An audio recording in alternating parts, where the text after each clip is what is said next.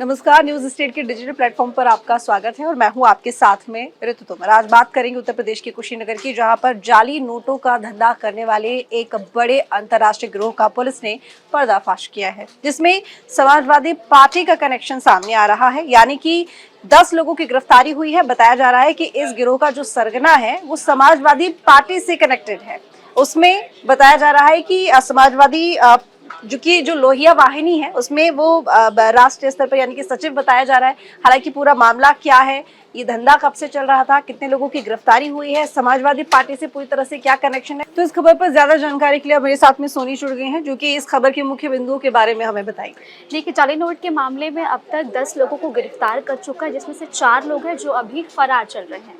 और ये जो आवाजाही है, ये नेपाल से भी इसका लिंक है, जोड़ा जा रहा है। और साथ ही इसमें जो 2 आरोपी हैं, एक सिवान जिले का है और एक गोपालगंज का है, जिनको पुलिस गिरफ्तार करने की कोशिश कर रही है और छानबीन कर रही है, क्योंकि पुलिस को लगता है कि कहीं ना कहीं ये भी उसमें जुड़े हुए हैं। हालांकि पुलिस जिन लोगों को गिरफ्तार किया है उनसे भी जानने की कोशिश कर रही है। पुलिस को क्या क्या बरामद मिले ये भी मैं आपको बता देती हूँ।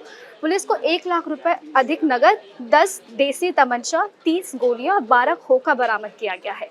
और इसके साथ ही 4 सुतली बम पटाखे भी पुलिस ने बरामद किया है। और जानकारी मिल रही है कि इसके अलावा सिम भी है जो पुलिस ने बरामद किए गए हैं। बिल्कुल। और आपको मैं ये भी बता दूं कि ये जो गोरख धंधा चल रहा था जाली नोटों का, अब क्योंकि ये अंतर्राष्ट्रीय गिरोह है, यानी कि जो सीमावर्ती इलाके हैं, चाहे वो बिहार हो या फिर नेपाल हो, और जो भारत है उसका जो सीमावर्ती पूरा इलाका है, उस एरिया में ये गोरख धंधा चल रहा था। कितना वक्त हुआ है या कितने वक्त से ये धंधा चल रहा था, अभी ये जानकारी का विषय है, क्योंकि यहाँ पर अभी जांच चल रही है। पुलिस पूरे मामले को लेकर लगी हुई है कार्रवाई में। लेकिन सबसे बड़ी बात यहाँ पर कि पॉलिटिकल एंगल निकलकर सामने आया। जैसे कि मैंने आपको थोड़ी देर पहले बताया कि समाजवादी पार्टी की लोहिया वाहिनी का राष्ट्र सचिव रफी खान उर्फ बबलू गैंग इस गिरोह का मास्टरमाइंड है। साथ में 10 लोग और हैं। ये भी जानकारी मिल रही है कि 10 आरोपियों में नौशाद खान भी समाजवादी पार्टी की सांस्कृतिक प्रकोष्ठ का उपाध्यक्ष है। पकड़े गए सभी 10 आरोपियों की पहचान औरंगजेब, मोहम्मद रफी, नौशाद खान, परवेज इलाही उर्फ कौसर अफरीदी, शेख जमालुद्दीन, नियाजुद्दीन उर्फ मुन्ना, रेहान खान उर्फ सद्दाम, मोहम्मद रफीक उर्फ बबलू खान जो कि सरगना है, हाशिम खान और सिराज हशमती के रूप में की गई है। इन 10 लोगों की गिरफ्तारी हो चुकी है।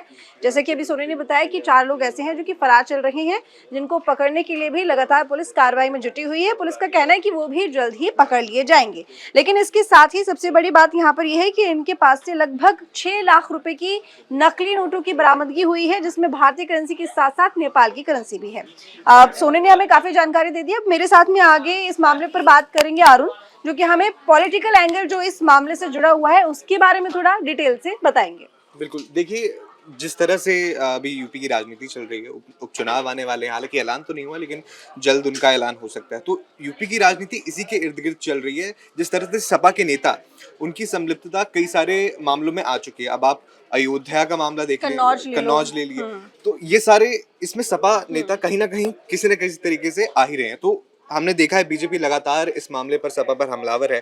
और जिस तरह से अभी एनकाउंटर का मामला उठा तो उन्होंने अखिलेश यादव की ओर से आरोप लगाया कि एक जाति विशेष को ही टारगेट किया जा रहा है। या जिस तरह से भी लीजिए, आपने देखा कि यूपी विधानसभा में भी जब सीएम योगी की ओर से कार्रवाई की बात की गई, वो जो लखनऊ का मामला हुआ था छेड़छाड़ वाला, उसमें भी ये आरोप लगा था कि सिर्फ धर्म विशेष या जाति विशेष लोगों का नाम लिया गया।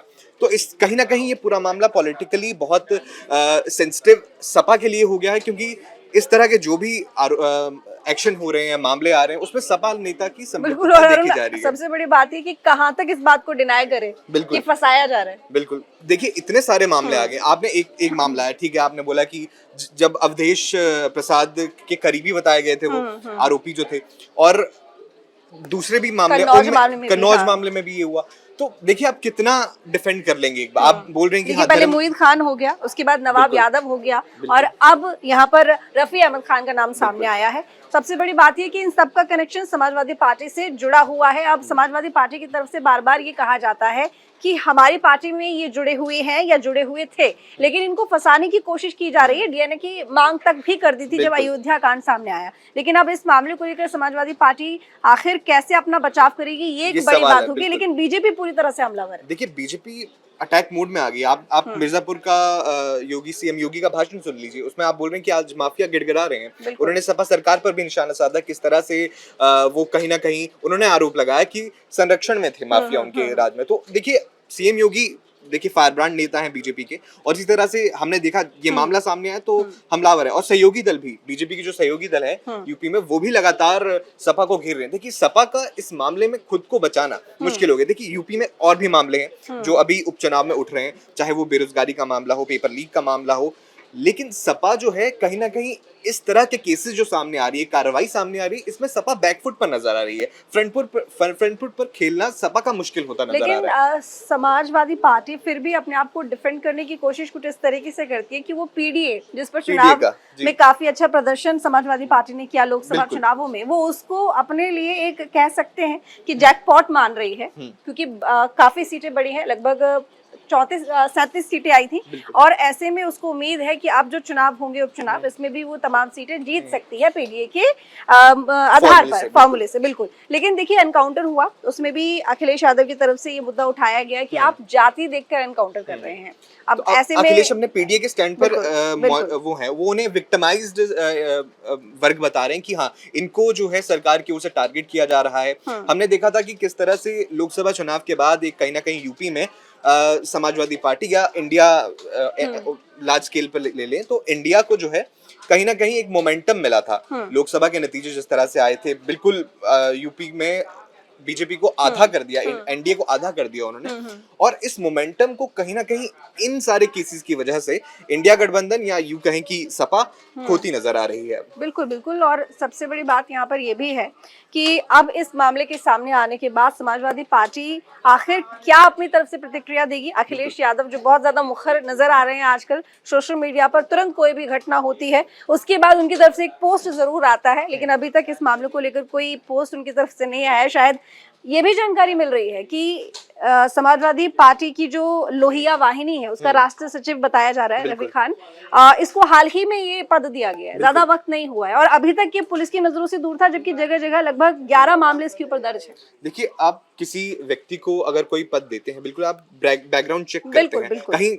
देखिए आपके संगठन पर भी सवाल उठता है, आप किस तरह के नेता को अपने पदाधिकारी बना रहे हैं उसे, और इस तरह का फिर बाद में मामले में शामिल होना, और ये कहीं ना कहीं पूरी पार्टी को बदनाम करने की कोशिश करता है। और आपका जो अभियान है, जो आपके यूपी उपचुनाव है, इसके बाद हमने यूपी विधानसभा की चुनावी तैयारियां भी होनी है यूपी विधानसभा चुनाव की, तो कहीं ना कहीं आपकी पार्टी को, आपकी पार्टी पॉलिटिकल कैंपेन को ये डैमेज करने का काम करता है। बिल्कुल। तो गलती तो मुझे लगता है कि अगर देखिए आप कह रहे हैं कि हाल ही में बनाया गया, तो जो नियुक्त करने वाले थे कहीं ना कहीं गलती उनसे भी हुई है।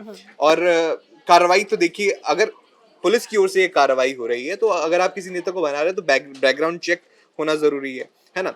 और आप ऐसा नहीं कर सकते कि आप जानते हैं कि अभी भी पिछले मामलों में सपा के नेता जो हैं, सपा के करीबी नेता जो हैं घेरे में आए हैं, और आप फिर ऐसा गलती कर रहे हैं, तो आप सीधा सीधा मौका दे रहे हैं विपक्ष बीजेपी को। और जो एक यहाँ पर बीजेपी की तरफ से खासकर मुख्यमंत्री की अगर हम बात करें, तो मुख्यमंत्री सीएम योगी आदित्यनाथ बार बार कहते हैं कि जब भी कोई अपराधी सामने आता है तो उसका कहीं ना कहीं संबंध समाजवादी पार्टी से दिखाई देता है, और जब इस तरह के मामले सामने आते हैं तो वो बात सच होती नजर आती है।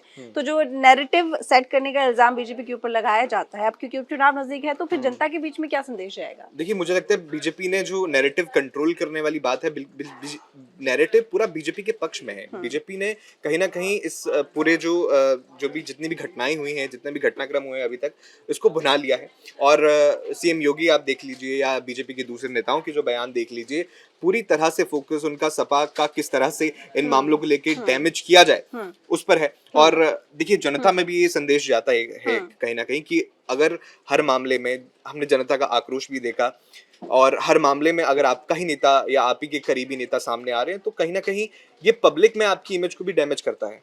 बिल्कुल। और चुनावों में अक्सर देखा जा रहा है पिछले कुछ दिनों से कि मुख्यमंत्री सीएम योगी आदित्यनाथ की अगर मैं बात करूं, तो लगातार अखिलेश यादव और समाजवादी पार्टी के ऊपर निशाना साध रहे हैं। थोड़ा कमेंट्स उनकी तरफ से पर्सनल भी हो रहे हैं, अखिलेश यादव भी बिल्कुल इसी तरह से निशाना साधे हुए हैं। लेकिन इस तरह के जब मामले सामने आते हैं, तो कहीं ना कहीं जो पीडी को लेकर समाजवादी पार्टी आगे बढ़ने की कोशिश कर रही है, वो जरूर कमजोर हो जाएगा। कहीं ना कहीं अगर आप देखिए कहीं ये दाव उल्टा ना पड़ जाए इस मामले में। देखिए, आप पीडीए के बलबूते पर भी आपने जो है यूपी में लोकसभा चुनाव में बहुत अच्छा शानदार प्रदर्शन किया, लेकिन जब इस तरह से मामले आ रहे हैं तो क्या वो जो आपका वोट बैंक है जिसने आपको वोट दिया लोकसभा चुनाव में, क्या आप उन्हें विक्टिमाइज्ड वर्ग बताकर या उनको विक्टिम कार्ड खेलकर क्या आप वही वोट बैंक अपनी तरफ वापस लोकसभा चुनाव में ले सकते हैं? ये सवाल बनता है। एक आरोप ये लगता है सीएम योगी के ऊपर कि आप जानबूझकर यादव जाति को और इसके साथ ही जो मुस्लिम वर्ग है उनको आप टारगेट करते हो और बताते हो कि इनका संबंध आखिर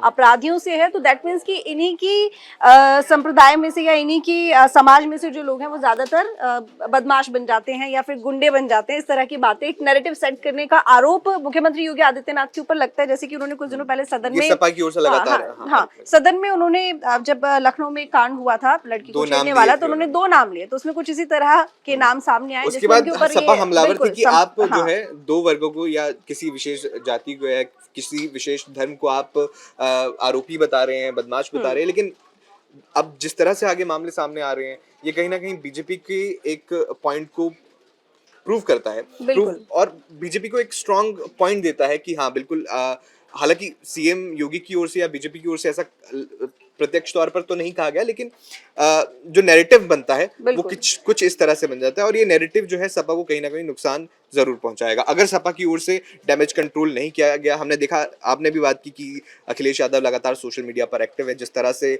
उनके ऊपर आरोप लग रहे हैं, उनकी पार्टी के ऊपर आरोप लग रहे हैं, वो लगातार उसी लहजे में वो जवाब दे रहे हैं, लेकिन क्या ये जवाब आप वोटर्स के बीच में आप अपना जो वोट बैंक है पीडीए तक पहुंचा पाएंगे, ये सवाल बनता है। बिल्कुल, कई सारी बातें हैं, देखना होगा कि अब समाजवादी पार्टी इस मामले को लेकर अपनी तरफ से क्या क्लिफिकेशन देती है।